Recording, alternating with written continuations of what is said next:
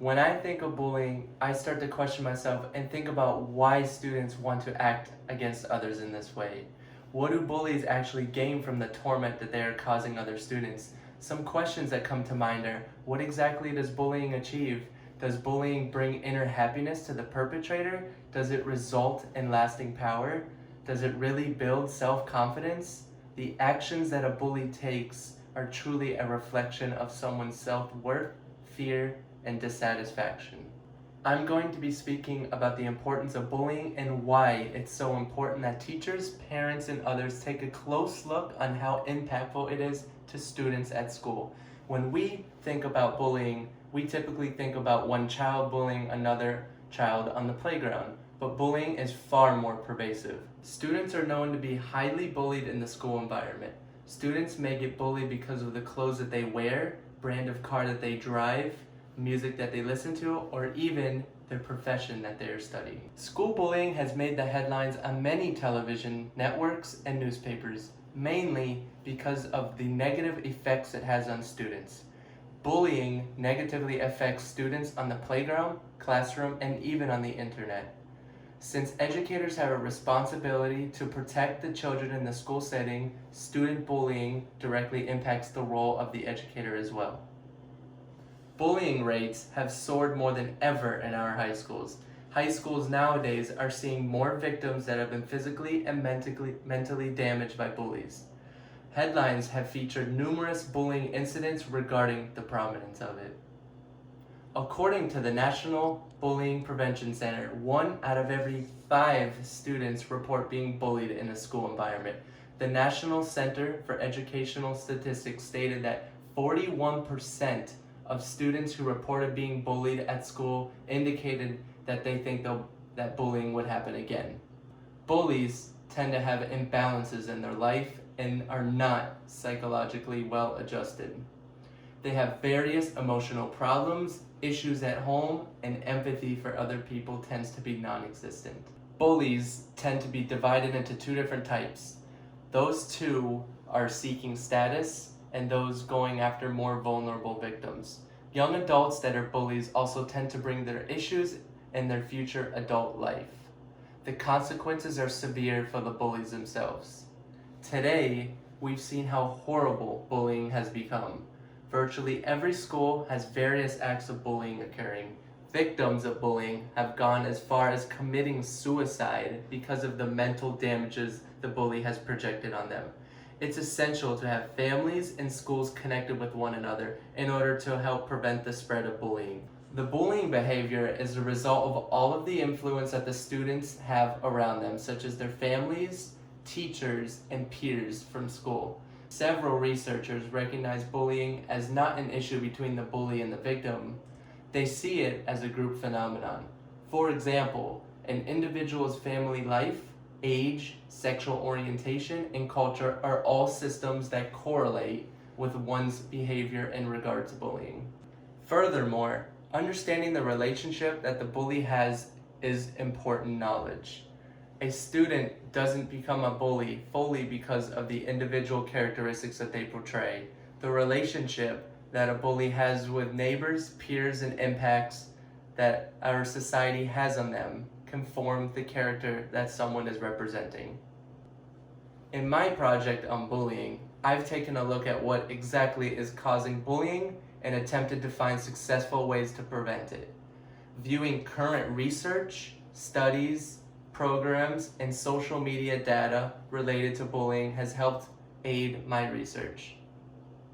My ultimate goal was to find ways that we can help prevent this act from occurring more in the future. I first took a look at the types of bullying that students experience. This has helped me get a better understanding of the different ways that students are affected. For example, a victim of bullying could be verbally or physically affected by bullying. Physical bullying involves hitting, pushing, or tripping the person. On the other hand, name-calling and teasing are associated with verbal bullying. Furthermore, it was important to understand what causes students to bully and what motivates them to do so. Through my research, it was clear that many students model what they see as children. If they see someone doing something inappropriate, they may copy that action. As we all know, the media displays negative behavior. This information can be very graphic as well, which can affect the minds of children and students. My research covered some of the main influences that affect a bully. They are family, individual, peer, and school influences. Many bullies experience their family members being a part of criminal activities. Bad parent-to-child communication can begin to form, and the child ends up being involved in a toxic home environment. I analyzed a study in my research that had to do with bullying and victimization during early adolescence. The participants in this study completed a survey that involved questions related to demographics and peer report measures related to bullying. Surprisingly, I found that 75% of bullies nominated their friends as bullies, which shows us that bullies tend to hang out with bullies. In addition, teachers and the administrator's job are to attempt to take care of their students and to aid the prevention of school bullying. I found that current research shows there are various factors that result in an unhealthy environment in schools. Teachers need to be motivating their students and communicating with them so they can have a healthy relationship with each other. There are various programs and ways that bullying rates can be decreased in schools. Developing programs and prevention methods in schools is important to prevent the spread of this problem. A well-known bullying prevention program that I found is known as the ALWIS Bully Prevention Program. They assist in decreasing the current bullying problems happening in school, and they help to prevent new formations of bullying.